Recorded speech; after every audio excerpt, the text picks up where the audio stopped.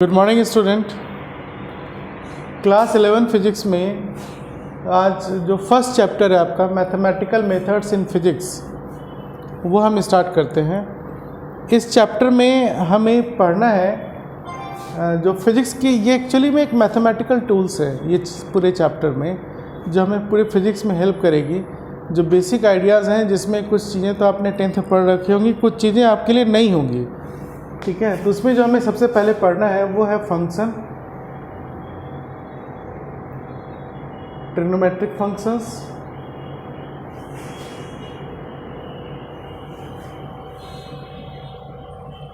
फिर इसके बाद एक सबसे इम्पॉर्टेंट टॉपिक आ जाता है आपका जो आप क्लास 12 मैथमेटिक्स में पढ़ेंगे, अभी नहीं क्लास 12th में, वो कैलकुलस है। तो उसके बारे में एक बेसिक आइडिया लेंगे क्योंकि बिना कैलकुलस के आप फिजिक्स में दिक्कत आएगी न्यूमेरिकल सॉल्व करने में, ठीक है। तो फिजिक्स में स्टार्टिंग से ही कैलकुलस की हेल्प बढ़ती है। तो जब मैं बताऊंगा तो आपको समझ में आएगा। कैलकुलस को दो डिवीज़न में बांटा गया है, एक है आपका डिफरेंशिएशन और एक है आपका इंटीग्रेशन,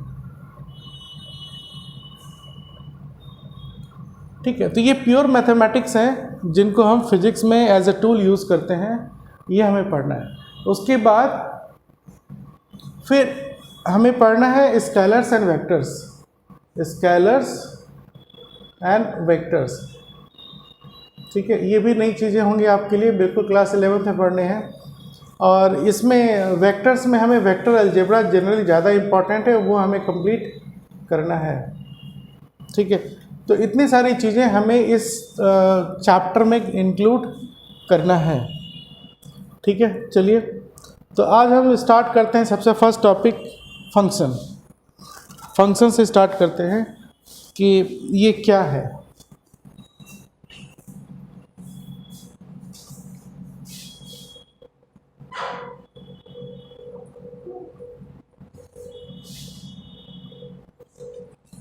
सबसे पहले तो मैं आपको फंक्शन की डेफिनेशन बता देते हैं, फिर इसे समझाएंगे कि ये क्या है और क्यों इसका रोल प्ले क्या होता है इसमें।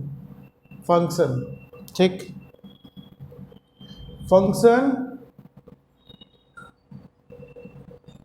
is a rule of relationship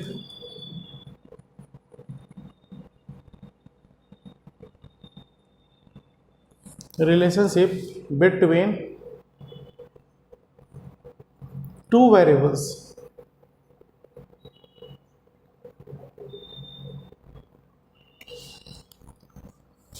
in which one is assumed to be dependent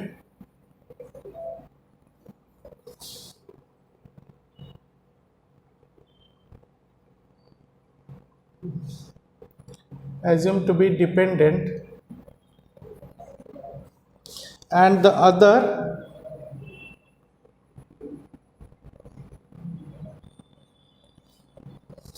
independent variable,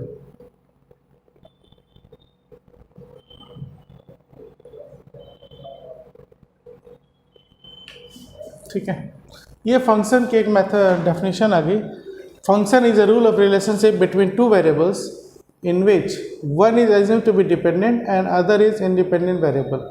मतलब अगर आप ऐसे समझिए कि फंक्शन जो है दो वेरिएबल हैं, फंक्शन में आपके दो वेरिएबल होंगे, एक होगा डिपेंडेंट वेरिएबल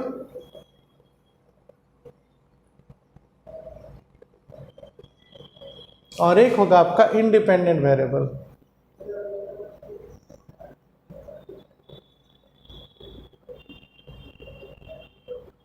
एक है आपका डिपेंडेंट वेरिएबल और दूसरा आपका इंडिपेंडेंट वेरिएबल, ठीक है। अभी भी हो सकता है आपको ये चीज़ें समझ में नहीं आई हो बहुत सारी चीज़ों को। तो अब हम इसे समझते हैं कि ये है क्या, ठीक है। तो सबसे पहले हम एक कॉमन चीज़ लेते हैं जिससे शायद आपको समझ में आए।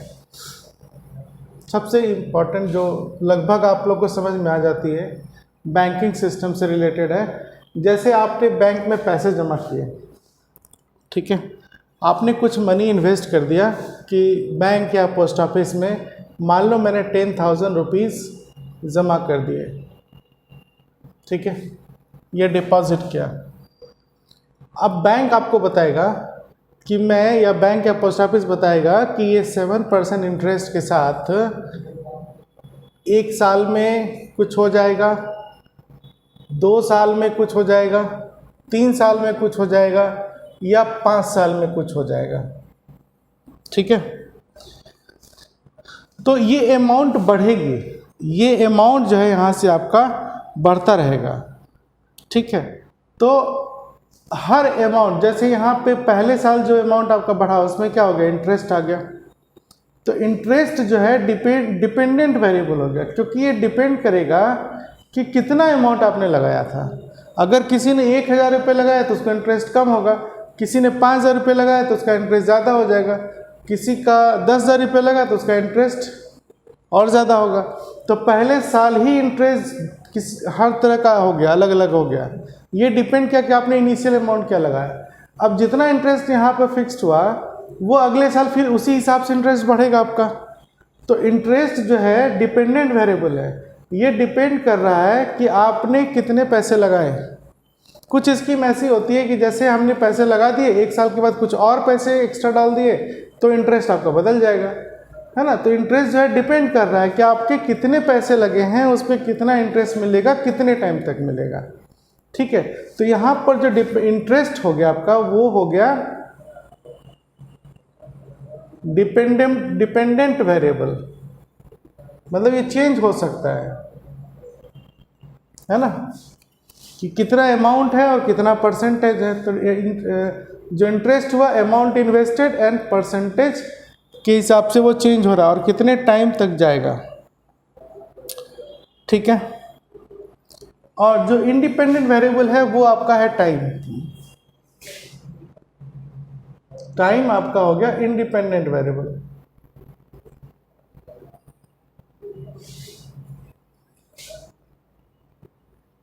मतलब टाइम को इससे मतलब नहीं है, क्या अमाउंट दे रहे हो, क्या परसेंटेज, उसको टाइम से कोई लेना देना नहीं।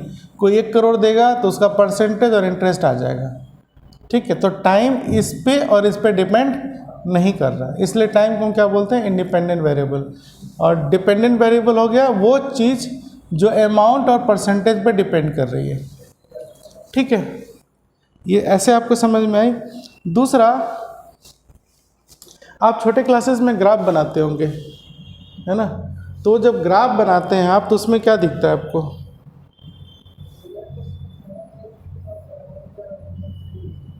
जैसे मान लो मैं आपको कोई इक्वेशन दे दूं कि y is equal to x square plus x plus 3 का ग्राफ बनाओ, तो आप क्लासेस में कैसे बनाते होगे इसको, है ना। यहाँ पर x छोटे क्लासेस में बनाने की बात हो रही है, यहाँ पे x लिखा ऊपर y लिखा, है ना, बहुत सारी वैल्यू डाली। तो जैसे अगर हम x 0 दे दिए तो ये हो गया 0 + 0 + 3, तो 3 हो गया। 1 दिया तो 1 + 1 2 + 3 5, 2 दिया तो 4 2 6 3 9, 3 दिया तो 9 + 3 12 + 3 15, है ना। इस तरह से हमने वैल्यू डाली। अब आप यहाँ पर ये देखिए कि y जो है कंप्लीटली डिटरमाइन किया गया x के वैल्यू के साथ, है ना। तो हम कह सकते हैं कि y is a function of x, है ना। जब आप देख रहे हो कि y की वैल्यू x पे डिपेंड कर रही है तो हम कह सकते हैं कि y is a function of x। Function of x कहने का मतलब क्या हो गया, y जो है x के वैल्यू पे इंटायरली डिपेंड कर रहा है, ठीक है। तो हम इसको ऐसे लिख सकते हैं मैथमेटिक्स में, y is equal to function of x। तो ये जो शॉर्ट में मैंने साइड राइट हैंड लिखा है इसका मतलब हो गया फंक्शन ऑफ x। तो y is function of x, ठीक है। अब इसमें ये जो वैल्यू आई थी आपकी x की, ये इनपुट है ना, ये आपका क्या हो गया, इनपुट, या फिर इसको मैथमेटिकल फिजिक्स में हम लोग डोमेन भी कहते हैं कि किस डोमेन में है या आपने क्या इनपुट डाला, और जो y आया आपका फंक्शन ऑफ x, ये आपका हो गया आउटपुट, मतलब मुझे रिजल्ट मिला। ये आउटपुट आपका रेंज कहलाएगा, आउटपुट इज रेंज। ठीक है, तो बात समझ में आई। तो यहाँ पर एक चीज़ें देख रहे हैं आप कि x के डिफरेंट वैल्यू के लिए, मतलब x के एक पर्टिकुलर डोमेन के लिए y मतलब फंक्शन ऑफ x की डिफरेंट वैल्यू आ रही है। तो पहली चीज़ तो ये क्लियर हो गई कि y हमारा x का फंक्शन है और उसे हम ऐसे लिखेंगे। अब x और y में आपका x का जितने भी वैल्यू, ये सारे डोमेन कहलाएंगे, ये सारे फंक्शंस के डोमेन हो गए, और जो रिजल्ट आया, मेरा आउटपुट मिला, वो फंक्शन का रेंज हो गया। ठीक है, तो इस इक्वेशन जो आप y इक्वल टू ऐसे लिखे हैं, इसको हम ऐसे भी लिख सकते हैं, function of x is equal to x square plus x plus 3। इतनी बात समझ में आई?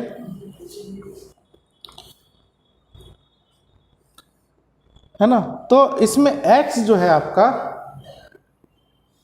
x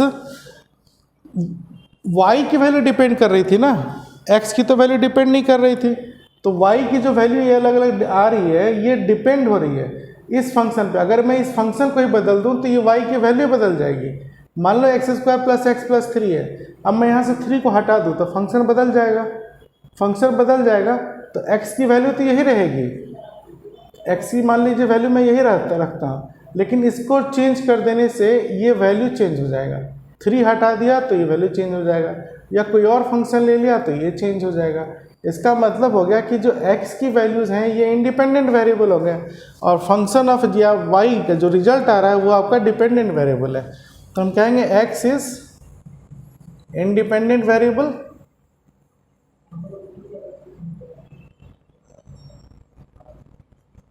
and function of x is dependent variable.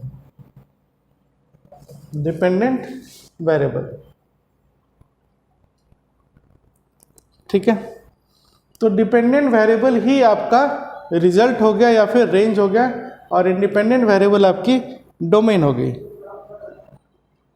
इतनी बात समझ में आई?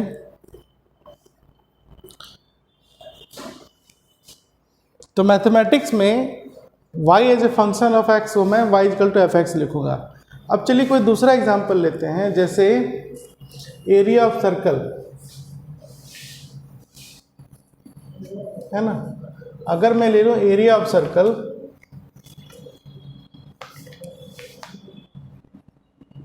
a is equal to pi r square. ठीक, तो अब देखिए r हो गई आपकी रेडियस, तो अगर रेडियस में 1 ले लूँ तो एरिया क्या आ जाएगा आपका, पाई, है ना, मतलब कुछ इस तरह से आएगा, और रेडियस कितना है आपका 1 है। अगर रेडियस में 2 ले लूँ तो एरिया क्या आ जाएगा,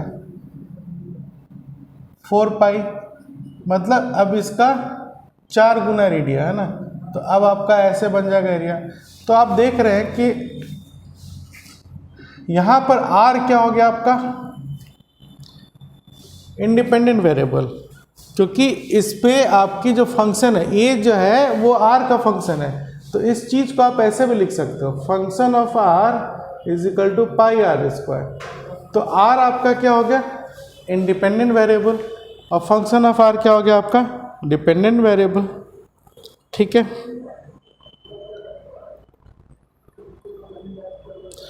समझ में आ रही है बात? ठीक है ना। अब इसी में मान लीजिए कोई क्वेश्चन है आपका, जैसे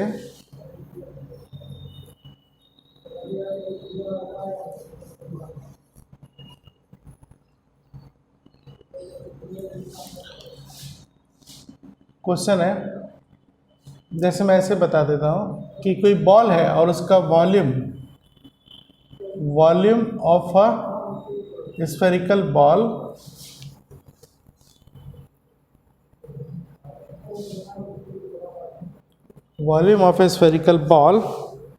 of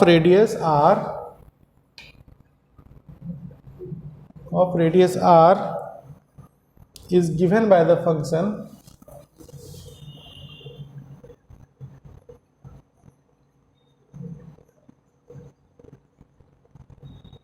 is given by the function VR is equal to 4/3 pi r cube. ठीक है, ये आ गया। तो अब मुझे ये बताना है इसमें कि what is volume of ball, what is volume of ball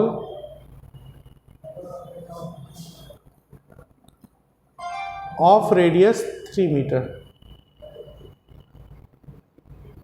मतलब देखिए, आपको एक बॉल का वॉल्यूम का रेडियस के साथ फंक्शन दिया हुआ है ना, V r is equal to 4/3 pi r cube. अब आपको ये बताना है कि इसी बॉल का वॉल्यूम क्या होगा जब रेडियस आपकी 3 मीटर होगी। तो जब हम रेडियस की जगह 3 डालेंगे तो ये हो जाएगा 4/3 पाई 3 का क्यूब, है ना। इस तरह से सॉल्व कर लेंगे तो कितना आ जाएगा, ये सॉल्व करोगे तो 36 पाई मीटर क्यूब, है ना। ऐसे आएगा आंसर। समझ में आ रहा फंक्शन क्या है।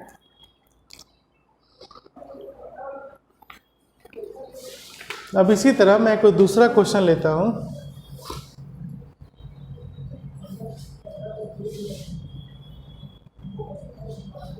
मान लीजिए अब आपको सीधा एक फंक्शन इस तरह से दे दिया गया। मान लो एक गिवन फंक्शन है F r is equal to 2 into r minus 1 plus 3। ये कोई फंक्शन है ना। अब आपको बताना है evaluate F, evaluate F at the input values, at the input values 0 to x plus 2 and function 2। ठीक है, बात समझ में आ रही है।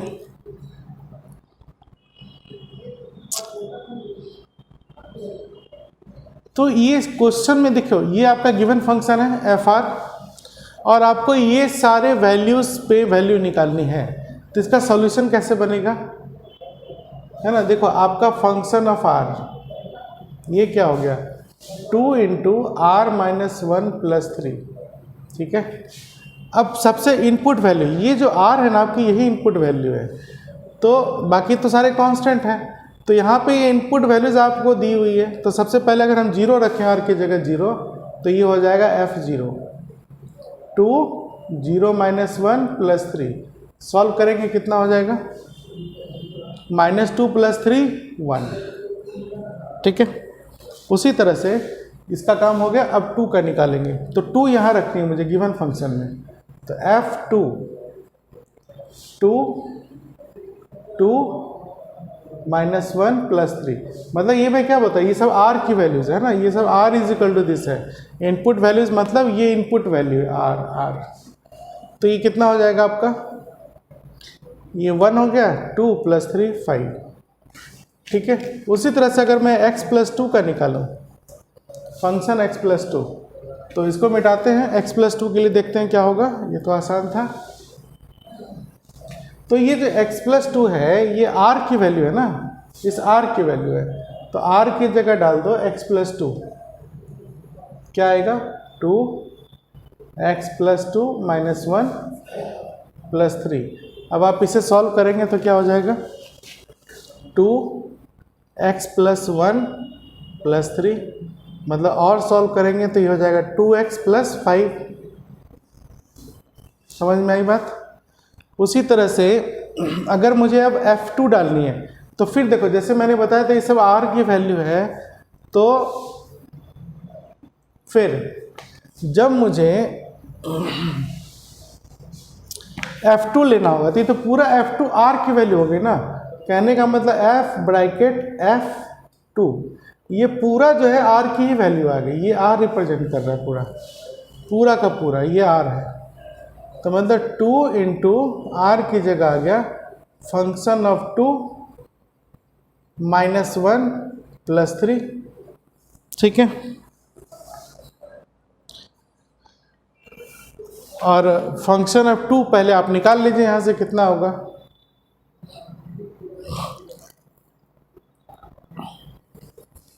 यहाँ पे फंक्शन ऑफ 2 की वैल्यू निकालनी पड़ेगी मुझे, तो जो हम पहले निकाले थे यहाँ से फंक्शन ऑफ 2 मतलब ये वाली वैल्यू डाले थे, तो क्या आया था, ये वही चीज़ है।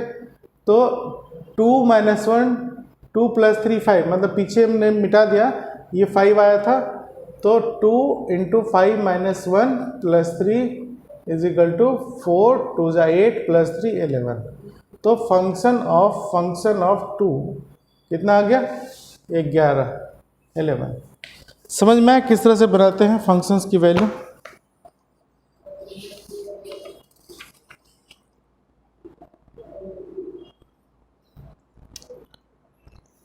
चलिए, इस तरह से जितने भी फंक्शन होंगे आप उसको बना सकते हैं, है ना। कुछ एग्जांपल्स मैं दे देता हूँ, आप उसको बनाएं, जैसे आपके प्रैक्टिस के लिए है, आसानी से बन जाएगा।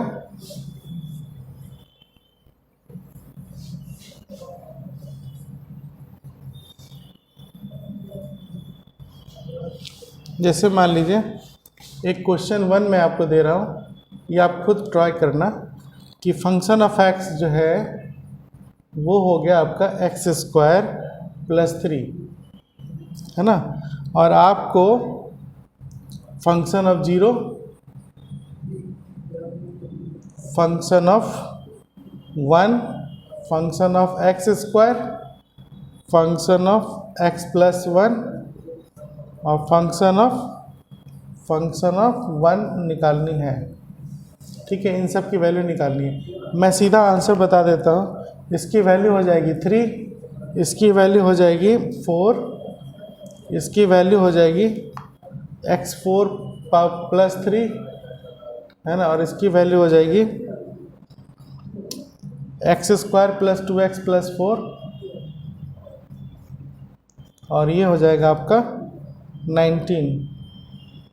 ठीक, अगर मैं इसमें से कोई एक बना दूं आपको, तो जैसे मान लीजिए मैं इसको बना देता हूँ, तो आपको फंक्शन ऑफ x क्या दिया हुआ था, x² + 3, तो मुझे यहाँ पे फंक्शन ऑफ x² निकालनी है। तो हम क्या करेंगे, इस x की जगह x² डाल देंगे, तो इस x की जगह x² और पहले से स्क्वायर है ना, +3, तो कितना आ जाएगा, ये x4 + 3। आसान है, यही आंसर है। ठीक, तो ये पहला क्वेश्चन था आपके लिए। इसी तरह से दूसरा क्वेश्चन मैं आपको देता हूँ। सेकंड क्वेश्चन है आपका, मान लो कोई फंक्शन आपको दिया हुआ है, फंक्शन ऑफ x = x², ठीक है, और आपको फंक्शन ऑफ 0 = बतानी है कितनी होगी, फंक्शन ऑफ 2 बताना है कितना होगा, फंक्शन ऑफ x + 2 बताना है कितना होगा, और फंक्शन ऑफ f(2) ये बताना है कितना होगा। ठीक है, ठीक है, और इसमें आपकी जो आंसर जो हो जाएगी वो होगी, इसकी 0 आ जाएगी, और इसका 4 आएगा, इसका x + 2 का होल स्क्वायर होगा, और ये आपका 16 होगा। ठीक है, सॉल्व करके देखेंगे तो बन जाएगा।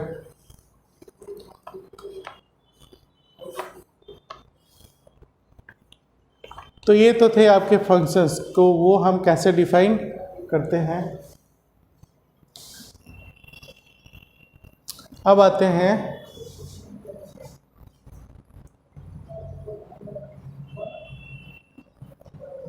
ट्रिग्नोमेट्रिक फंक्शंस पे, है ना। पहले एंगल समझ सकते हैं, एंगल डिग्री एंड रेडियन,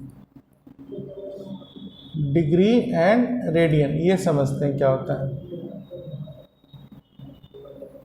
ठीक है,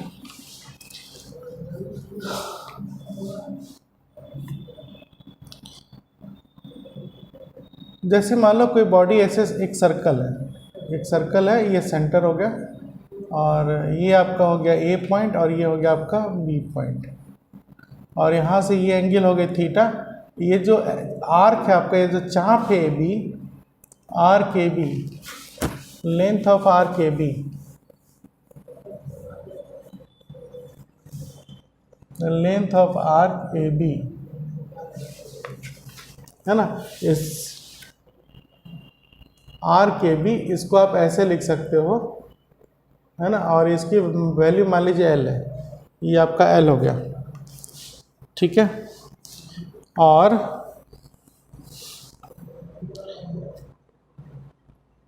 ये रेडियस जो है आपका आर है, ठीक, आर इज, रहने दीजिए। तो अब इसमें रिलेशन क्या होगा, थीटा इज इक्वल टू होगा L by r, theta is equal to L by r. अब देखो जब आप वैल्यू डालोगे ना, जैसे एल की मान लो वैल्यू डाल दिया आपने मीटर में, मान लो ये मैंने डाल दिया हाफ मीटर, और आर भी डाल दिया मैंने मान लीजिए 1 मीटर, तो ये सब क्या है, ऐसा ही यूनिट है ना। तो थीटा की जो वैल्यू आएगी सॉल्व होकर वो भी रेडियन में आएगी, मतलब हाफ बाई 1, मतलब 1/2 रेडियन, ये वैल्यू क्या हो जाएगा आपका, हाफ रेडियन। इतनी बात समझ में आई,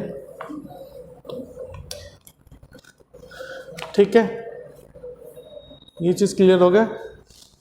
तो जब आप ऐसा ही न्यूमेरिकल बनाएंगे, तो अगर ऐसा ही सिस्टम में सारी वैल्यू डालते हैं ना, तो जो एंगल निकल के आएगा वो रेडियन होगा, ठीक है। या आप ये समझ लीजिए कि जब आप न्यूमेरिकल बना रहे हैं और कहीं पे थीटा की वैल्यू पुट करनी है, तो आपको रेडियन में पुट करना होगा, ना कि डिग्री में, पहली चीज़। अब डिग्री और रेडियन में क्या फ़र्क पड़ता है, आपको डिग्री की वैल्यू पता होगी कि 180 डिग्री को हम लोग बोलते हैं पाई रेडियन, है ना। जैसे 180 degree is equal to pi radian, है ना। अब पाई रेडियन को आप ऐसे भी लिख सकते हो, पाई रेड शॉर्ट में, या फिर पाई पावर सी, ये सब एक ही मतलब है, सबका मतलब एक ही है। मतलब 1 डिग्री जो है, 1 डिग्री ये क्या हो जाएगा आपका, पाई बटे 180। अब ये क्या आएगा आपका, रेडियन, और पाई बटा 180 जो होता है लगभग 0.02 रेडियन होगा, ठीक है। ये वैल्यूज़ हैं, आपको बता देनी चाहिए, ठीक। 1 रेडियन ये जो है लगभग 57 डिग्री के बराबर होता है, 57 डिग्री, 1 रेडियन इक्वल्स 57 डिग्री। अब इसकी ज़रूरत क्यों पड़ती है, जैसे मान लो मुझे जो है दिया हुआ है 45 डिग्री, है ना, और मुझे इसको रेडियन में बदलना है, तो 45 डिग्री है ना, डिग्री को रेडियन में बदलने के लिए हम क्या करेंगे, पाई बाय 180 से मल्टीप्लाई कर देंगे। देखो 1 डिग्री क्या होता है, pi by 180 degree, pi by 180 radian, तो 45 डिग्री को रेडियन में बदलने के लिए मुझे डिग्री में पाई बाय 180 मल्टीप्लाई करनी होगी इसके अकॉर्डिंग, तो ये आपका आ जाएगा सॉल्व होकर पाई बाय 6 रेडियन, ठीक है। इस तरह से आप सारे डिग्री का निकाल सकते हैं।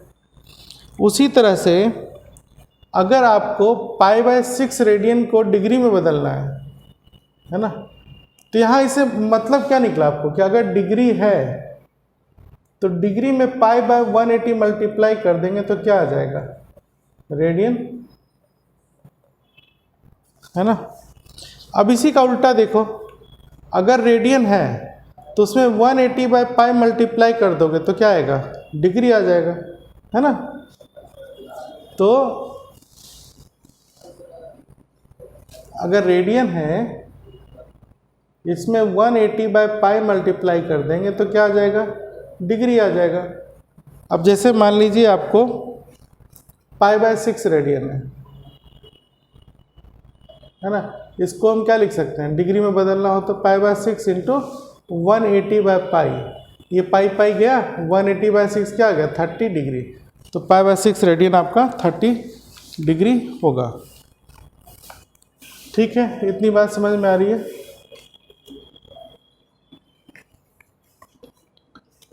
इसी तरह आप जितने भी चाहें बना सकते हैं, डिग्री का रेडियन में कन्वर्जन कर सकते हैं।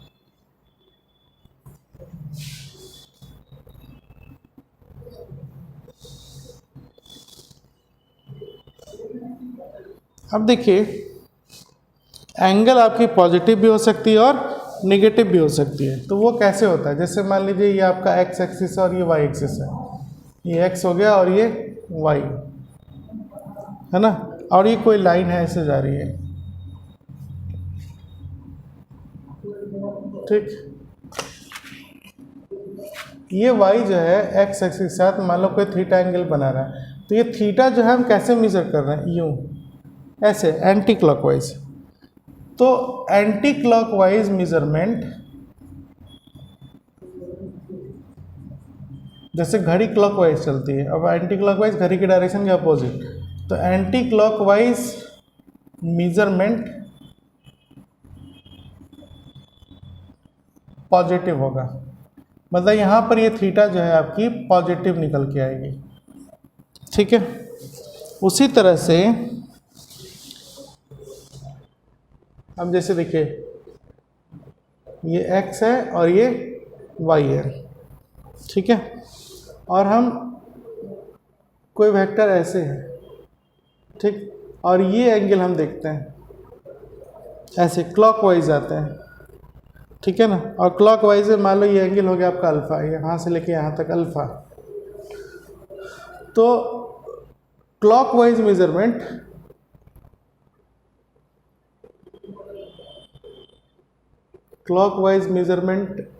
ऑफ एंगल, ये क्या निकल के आएगा आपका? नेगेटिव। तो यहाँ अल्फा जो है वो नेगेटिव होगा, ठीक है।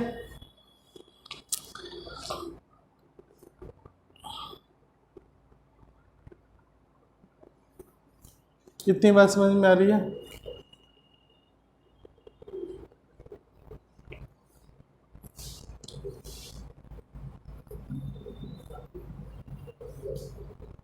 कहने का मतलब, जैसे ये कोई लाइन है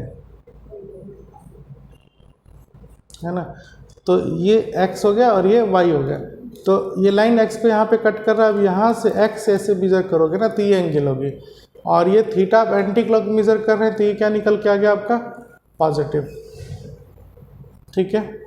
उसी तरह से मान लीजिए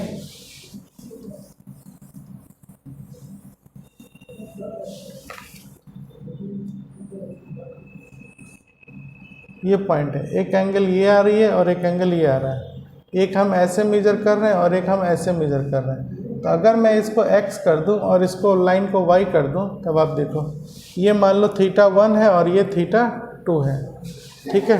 तो x पे ऐसे थीटा, ये कैसे जा रहा है आपका? एंटी क्लॉकवाइज, ठीक है। तो थीटा 1 क्या हो जाएगा आपका? पॉजिटिव, ठीक, और ये आपका क्या जा रहा है? थीटा 2। तो क्लॉकवाइज ये क्या ले लेंगे हम? नेगेटिव। बात समझ में आई बात? ठीक है।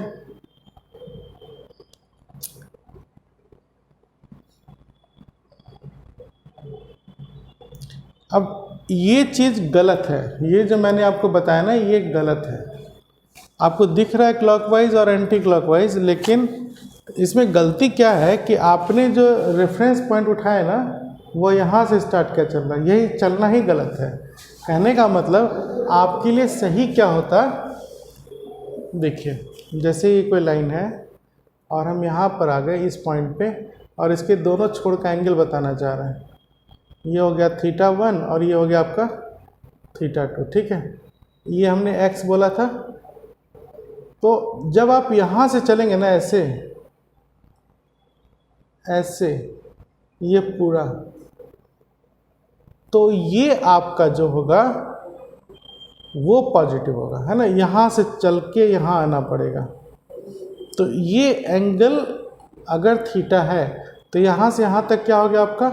180, है ना। तो 180 प्लस थीटा 1 आपकी क्या होगी? पॉजिटिव होगी, ठीक है। लेकिन अगर आप थीटा 1 निकालेंगे तो वो क्या हो जाएगा आपका?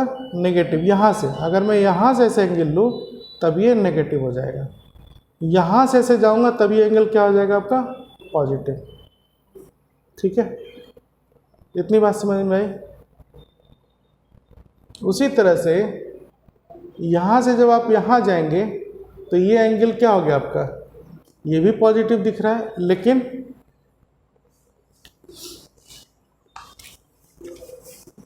अब हम इसके अपोजिट ऐसे जा रहे हैं ना, ऐसे ये, तो ये मान लो है आपका θ2, तो θ2 फिर यहाँ पर क्या हो जाएगा 180 माइनस θ2 है ना, ये वाली वैल्यू पूरी यहाँ से यहाँ तक तो 180 होती है, अब उसमें ये कुछ कम है।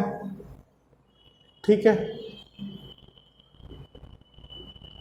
तो यहाँ से यहाँ तक ये 180 तो है नहीं, मान लो ये है अल्फ़ा, तो θ2 को मैं क्या लिखूँगा 180 माइनस अल्फ़ा, ये पूरा पॉजिटिव होगा। ठीक है, अब चूंकि अल्फ़ा पॉजिटिव है, अल्फ़ा पॉजिटिव है तो θ2 भी पॉजिटिव होगा। बात समझ में? तो कहने का मतलब यहाँ पर θ1 नेगेटिव होगी और θ2 पॉजिटिव होगा अगर आप ऐसे मेजरमेंट करेंगे। तो अब ये सही हो जाएगा। ठीक है, चलिए इसको आप वैल्यू डाल के खुद कैलकुलेट करोगे ना डिफरेंट, तो आपको समझ में आ जाएगा कितना डिग्री है, क्या वैल्यू आएगी।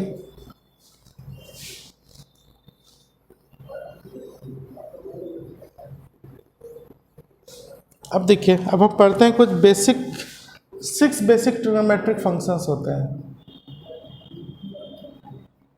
6 basic trigonometric functions.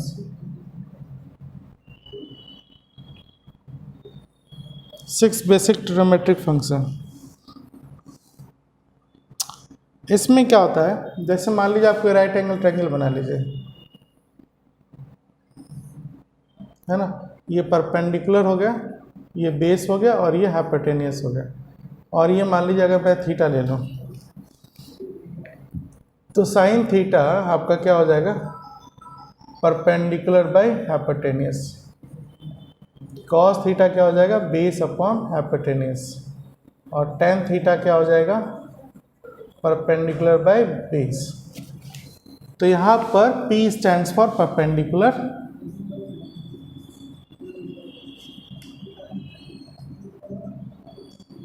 B stands for base and H stands for hypotenuse। अब इसी का उल्टा कर दो, साइन का उल्टा हो जाएगा कॉसेक, कॉसेक थीटा, ये क्या हो जाएगा आपका H/P। जब हम लिखते हैं ना तो आपको एक कैपिटल बाकी स्मॉल दिख रहा होगा, तो एक्चुअली में लिखने में हो जाती है कि एक बड़ा आदत हो जाती है, लिखने की हैबिट हो जाती है, लेकिन ये एक्यूरेट वे ये होगा कि सारे लेटर जो है ट्रिग्नोमेट्रिक फंक्शन के वो स्मॉल होंगे, जैसा टेन सही लिखा हुआ है ना, यहाँ सी स्मॉल लेटर होगा, यहाँ एस भी स्मॉल लेटर होगा। साइन का उल्टा कॉसेक होगा, कॉस का उल्टा सेक हो जाएगा H/B, और टेन का उल्टा कॉट हो जाएगा cot theta base by perpendicular. ठीक है,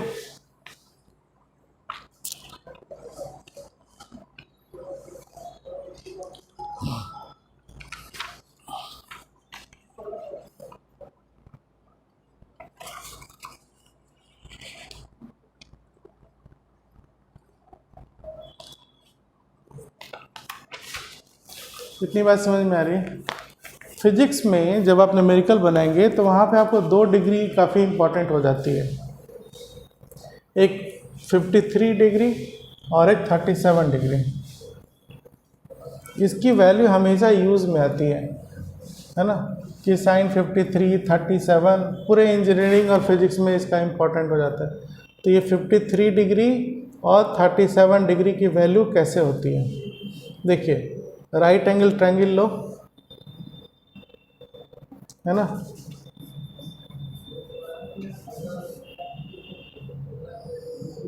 ऐसे ले लो। ठीक है,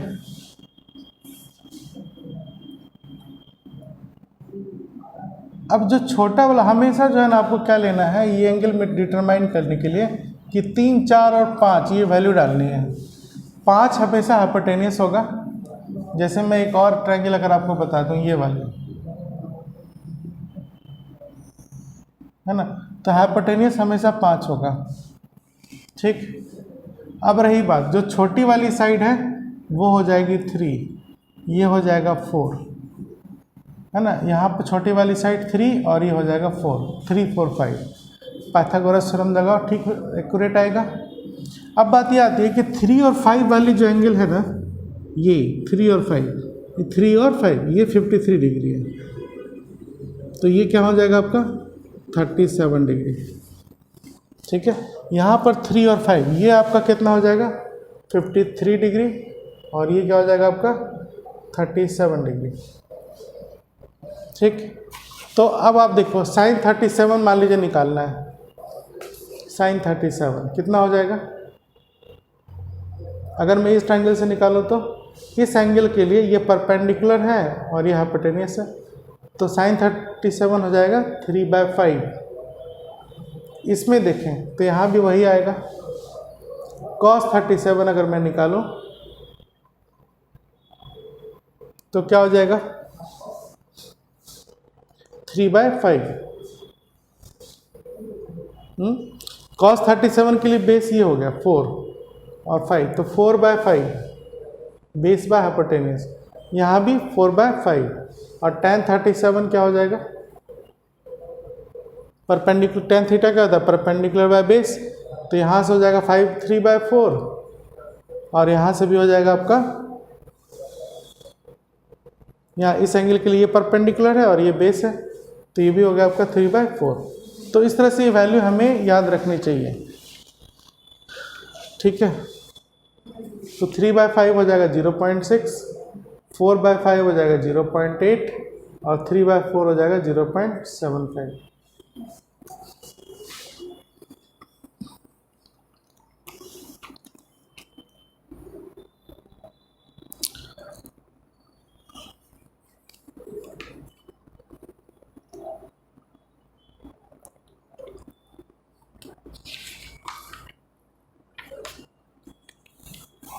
ठीक है, उसके बाद आपको एक ट्रिग्नोमेट्रिक टेबल होती है जो आप लोगों को पता ही होगा, है ना। वो क्या होता है, अगर वो निकालें तो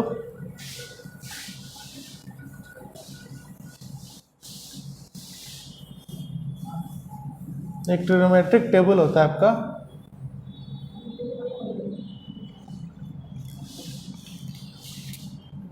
जैसे आप जानते होंगे कि ये क्या होता है ना, 0, 30 degree, 45 degree, 60 degree and 90 degree, यही होता है ना।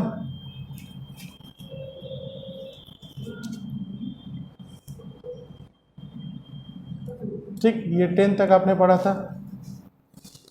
यहीं पे अगर मान लो मुझे साइन की वैल्यू निकालनी है,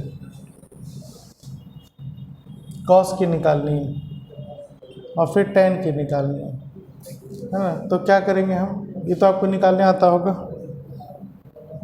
0, 1, 2, 3, 4 ऐसे कर दिया, मैक्सिमम 4 नंबर आए हैं, सब में 4 से डिवाइड कर दो, फिर सब पे रूट लगा दो। अब ये जो वैल्यू आई ना, ये किसकी वैल्यू हो गई साइन की, तो ये हो गया 0, ये हो गया 1/2, ये हो गया 1/√2, ये हो गया √3/2, ये हो गया 1। अब इसकी वैल्यू उल्टी कर दो तो कॉस की वैल्यू आ जाएगी 1, 2, 1/√2, है ना, 1/2 और 0। अब tan जो होता है आपका sine theta by cos theta होता है ना। क्यों tan थीटा होता है आपका, मेनली आपने पढ़ा भी परपेंडिकुलर बाय बेस। ठीक, तो अगर मैं यहाँ पे हाइपोटेनियस से डिवाइड कर दूँ तो क्या फ़र्क पड़ेगा, ये तो कट ही जाएगा ना। तो अब ये क्या है आपका साइन थीटा, और ये क्या है आपका कॉस थीटा, तो sine theta by cos theta क्या निकल के आएगा आपका tan थीटा। तो यहाँ पे वैल्यू डाल दीजिए, है ना, मतलब साइन में कॉस को डिवाइड कर दो, 0/1 0, ये हो जाएगा 1/√3, ये हो जाएगा √3, ये हो जाएगा, सॉरी ये होगा 1, ये होगा √3 और ये 1/0 इन्फिनिटी होती है, तो मतलब 1/0 इज नॉट डिफाइंड।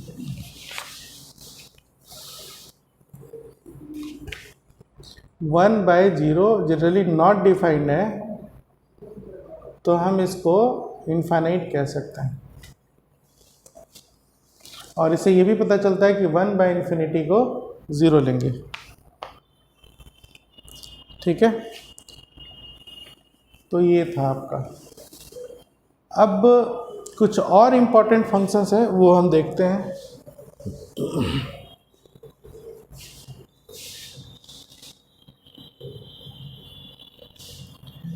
जैसे आप 11th में ट्रिग्नोमेट्री मैथमेटिक्स में पढ़ेंगे, लेकिन मैं कुछ इम्पॉर्टेंट है जो बता देता हूँ, जिसके बारे में शायद आपको कुछ पता भी होगा। sin square theta plus cos square theta क्या होता है? 1। ठीक। sec square theta minus tan square theta क्या होता है? 1। फिर cosec square theta minus cot square theta ये क्या होता है? 1। अब इसका इंटर रिलेटेड आप कर सकते हो, मतलब sec square theta is equal to 1 plus tan square theta हो जाएगा, या cosec square theta is equal to 1 plus cot square theta हो जाएगा। ठीक है, उसी तरह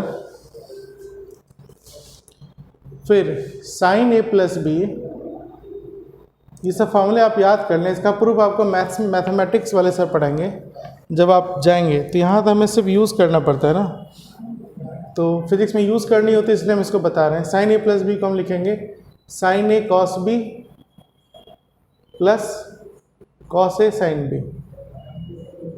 ठीक, अब इसी में अगर हम माइनस करते हैं sin a माइनस b, तो ये हो जाएगा sin a cos b minus cos a sin b। ठीक है, ये फॉर्मूला हो गया। अब इसी फॉर्मूले से देखिए, अगर मैं a की जगह भी थीटा डाल दूं, b की जगह भी थीटा डाल दूं, तो sin 2 थीटा क्या हो जाएगा? मतलब a की जगह थीटा डाला, b की जगह थीटा डाला, तो theta plus theta sin 2 theta हो जाएगा। तो sin 2 थीटा क्या निकल के आएगा? sin theta cos theta plus cos theta sin theta, तो एक ही चीज़ आ जाएगी, मतलब 2 sin theta into cos theta. तो एक फॉर्मूला आ गया आपको, sin 2 theta is equal to 2 sin theta into cos theta. ठीक है, बात समझ में आ रहा? उसी तरह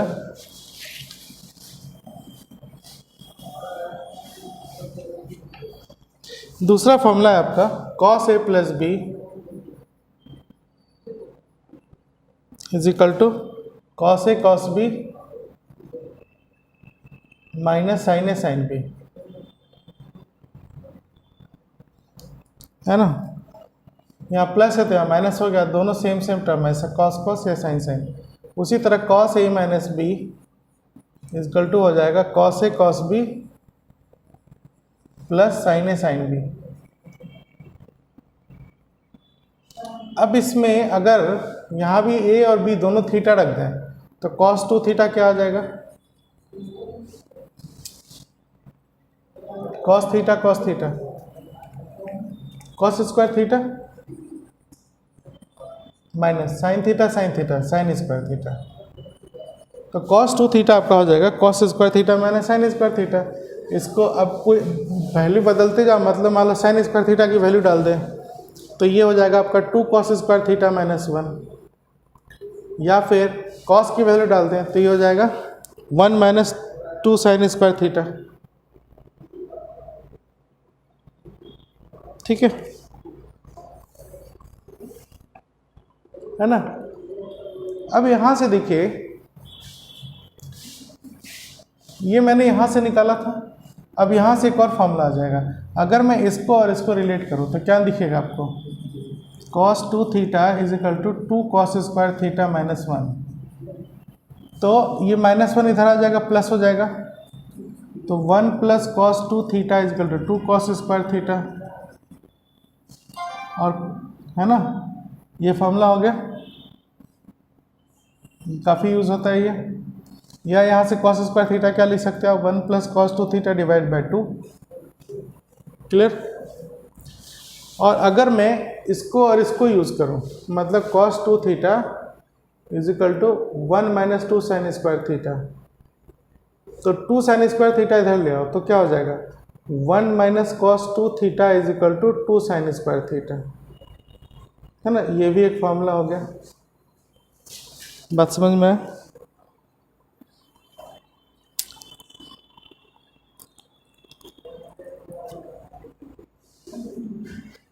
उसी तरह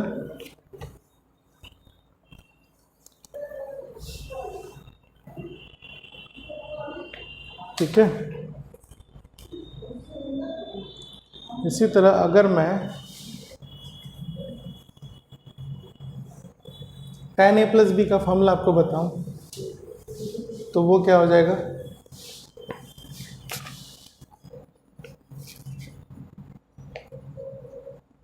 ये हो जाएगा tan a plus tan b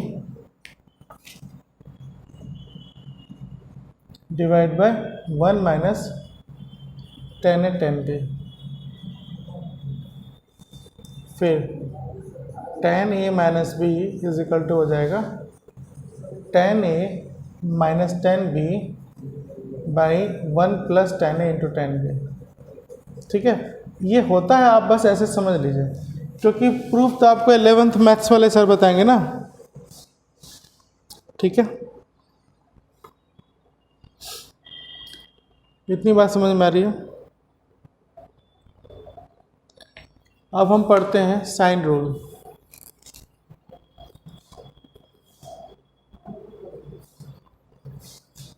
sign rule for triangles.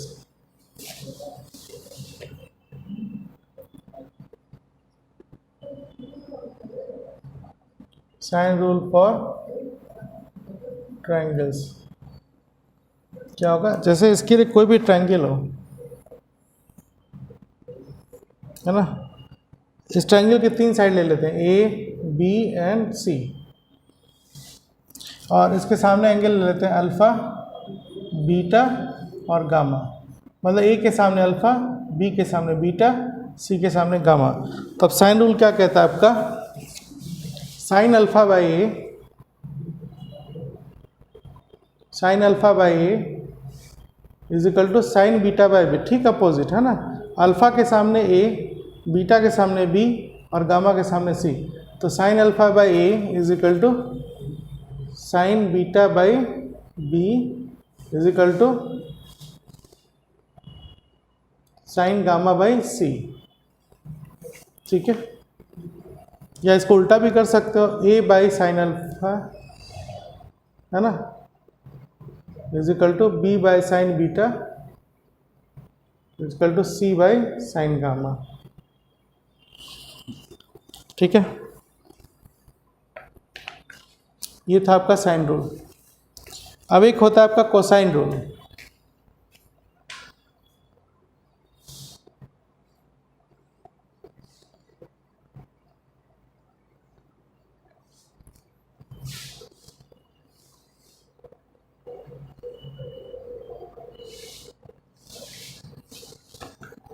Cosine rule, जैसे कोई ट्रायंगल है, ठीक है, ये एंगल हो गया थीटा और इसका 3 साइड है, ये थीटा है और ए बी और सी। ठीक, अब मान लीजिए कॉस थीटा की वैल्यू निकालनी है, तो हम क्या करेंगे, थीटा के सामने वाला जो साइड है ना सी, इसको यहाँ पे माइनस कर दो, सी स्क्वायर। अब बाकी 2 साइड बचे, उसको लिख दो A square plus B square by, फिर इन दोनों का प्रोडक्ट 2ab। ठीक है, ऐसे करना है।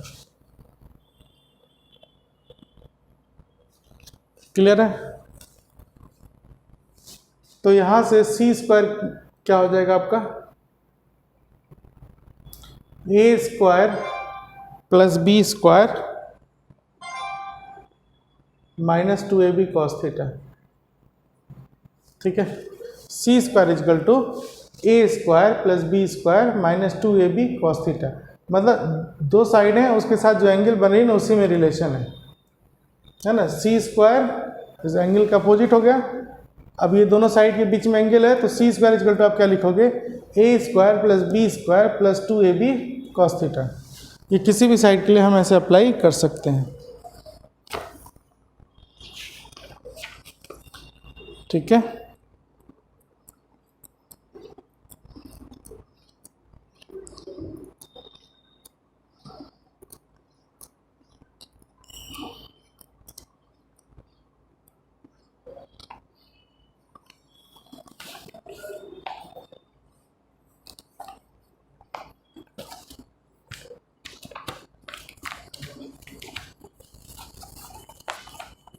अब जैसे एक क्वेश्चन है आपका,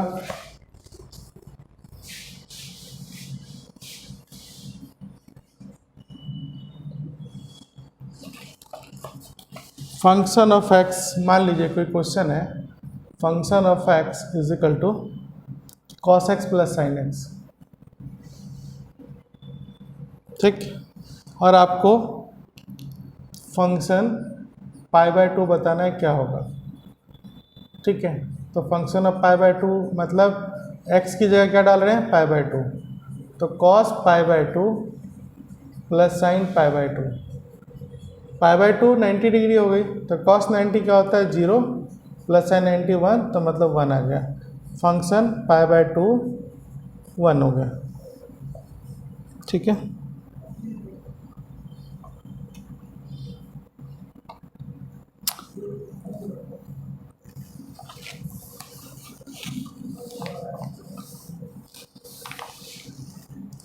है ना। इस तरह से बहुत सारे हैं, अनगिनत क्वेश्चन है। आप आसानी है, कोई बहुत सारा डिफ़िकल्ट नहीं है। तो जब आपको बनाना होगा तो आप इसके सारे फॉर्मूले याद आएंगे तो आप आराम से बना सकते हैं, ठीक है। आपके जो बुक में स्टार्टिंग के चैप्टर होंगे उसमें भी कुछ क्वेश्चन होगा। SC वर्मा के स्टार्टिंग में कुछ क्वेश्चंस हो गए फंक्शंस के, वो बना लेना, बन जाएंगे, कोई डाउट नहीं होता। अगर आप ध्यान से पढ़ोगे तो ये बन जाएंगे, इस चीज़ के बन जाएंगे, ठीक है। Okay, thank you.